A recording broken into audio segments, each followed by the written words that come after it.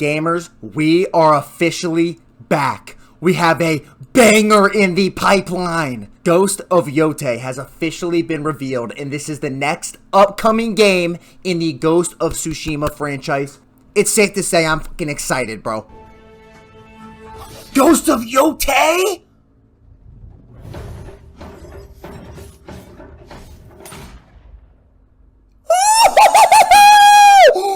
We back! Yes, yes, yes, yes, yes! Now, I am sorry for potentially blowing your eardrums out, but this shit just blew my mind. I am so excited for a new Ghost of Tsushima game. And although we're not getting a sequel, although we're not getting a part 2, we're not continuing Jin Sakai's story, I'm okay with that because this new one looks good. Sucker Punch delivered with their first one, and I am very, very excited to see what they innovate on from that initial game in the second game. They delivered once. I am very confident they can come back and deliver again. And before I even get to what I would like to see in this game, or some changes I would like to see them improve upon in the Ghost of Yotei game, any of y'all weirdos that aren't playing this game just because the main character's a girl, maybe I'm getting one guide, but I've already seen this on Twitter multiple times. You're fucking weird, bro. You're fucking weird. Sucker Punch has done nothing but deliver good games. The Sly game, Sly Cooper Collection, all of those are classics. You have the Infamous games. The Infamous games are all really good. I won't go as far to say they're classics, but I enjoyed playing the Infamous games. People to this day are still asking for more Infamous games. And then they delivered Ghost of Tsushima, one of my favorite games. And if y'all don't remember, Ghost of Tsushima, not that it was a perfect game, but Ghost of Tsushima did Japan better than I think I've ever seen a game do it previously, at least on the AAA level, AAA scale of games. The environments were absolutely beautiful. I loved a lot of the characters. The storyline was good. The combat was badass. They even released a free multiplayer mode that is one of the best multiplayer modes for a single player game that I have ever played. Comes with literal set bonuses, full gear, a survival mode, doing actual like hard type of campaign missions with your friend that had a separate story from the single player story. It was fantastic. It had a ton of depth. I'm hoping, and I'll get to this in a second, I'm hoping a lot of this stuff that they dropped after launch of Ghost of Tsushima comes at launch of Ghost of Yotei. So the first thing I want to talk about is what improvements can be made from Tsushima when we're going into Ghost of Yotei. I think the biggest thing is the open world.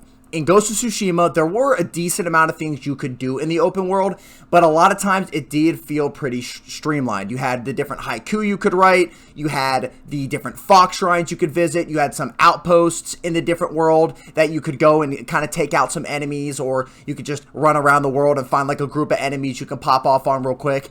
Aside from that, there were a couple hidden things that you could find as well, but I think the biggest thing is I want more exploration. I want to be able to find more hidden wonders in the world in Ghost of Yotei. I think we can keep the outposts. We can keep a lot of what we had in the old game. I don't want to take out any content, but I would definitely love to see like more puzzles as well added into the game where you could use some different abilities to get different loot or whatever it may be within the game. And then I also want to see some of those RPG elements that were in the multiplayer mode brought into the single player mode. I think that was one of the highlights of the game for me was, like I mentioned, the multiplayer mode that, again, they added for free ski. They added for the free ski for anybody just because Ghost of Tsushima was such a hit and such a massive success with gamers. So I do think it would be really cool to pull some of the stuff from the multiplayer, like the different set bonuses and things like that, into the single player mode. Some of the abilities, I believe, in the multiplayer mode weren't in the single player mode, although there was some crossover there.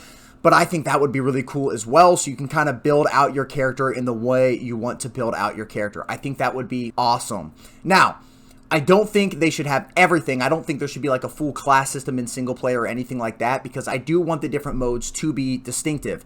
I think if they brought the multiplayer mode into the game at launch with a separate story that kind of delved more into the supernatural, I think that would be really cool. And then also on top of that, the different survival missions as well, which I genuinely believe those were absolute bangers. I had so much fun playing that with friends.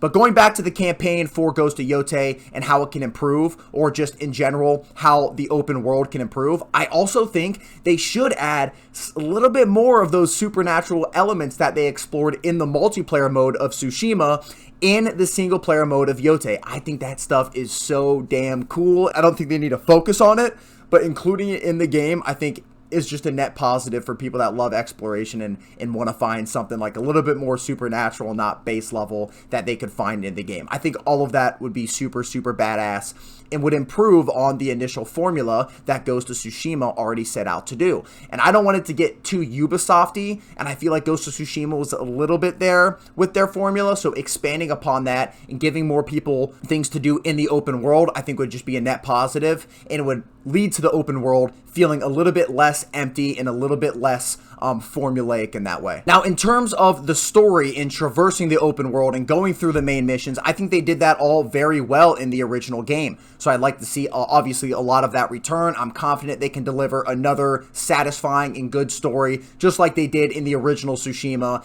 into the new game of Ghost of Yotei. And overall, I'm just very excited to see what they end up delivering on, and as we get more information about this game. Like I mentioned, Ghost of Tsushima was one of the best games, I believe, on PlayStation over the last couple years. It is a game that has continued to deliver when it came on the PC as well, with its beautiful graphics. So I don't think Ghost of Yotei is going to be on PC at release. That's a little bit of a bummer, but hopefully it will kind of help juice some player base when it does come to PC at a later date, because the PC version was so beautiful. But now, because the PC version was so beautiful, I am excited to see the different areas of exploration that we're going to be able to have in Ghost of Yotei. Because just in the trailer, it definitely looked like there were some very different looking areas than we already got in Tsushima, including mountainous regions with snow. And if we got snow, play Black Myth Wukong. They got the best snow physics I've ever played in a game. We need those physics in Ghost of Yotei, please. So to wrap things up, I'm very excited for this new game, as you guys can probably tell. Maybe a little bit too excited, maybe a little bit too optimistic, just because of how the gaming industry has treated gamers, specifically on a AAA level over the last couple years. But putting all of that aside, I'm very excited for Ghost of Yotei to explore these new environments, to explore the storyline of Atsu, our new main protagonist. I believe this is set 300 years after the Ghost of Tsushima game, so maybe we'll have some references from there as well, which would be super cool. And I'm very excited for this game to come out next year in 2025. There's not a set release date, but I think overall 2025 in general is looking like a great year for gamers. We obviously have Ghost of Yotei coming out, Monster Hunter Wilds coming out. If you guys are an MMO fan, ArcAge, that was just shown in the State of Play, looks really cool and has a lot of good stuff about it. I'm going to be making a video on that because that was one of my favorite games. Obviously, we have Grand Theft Auto 6 coming out next year.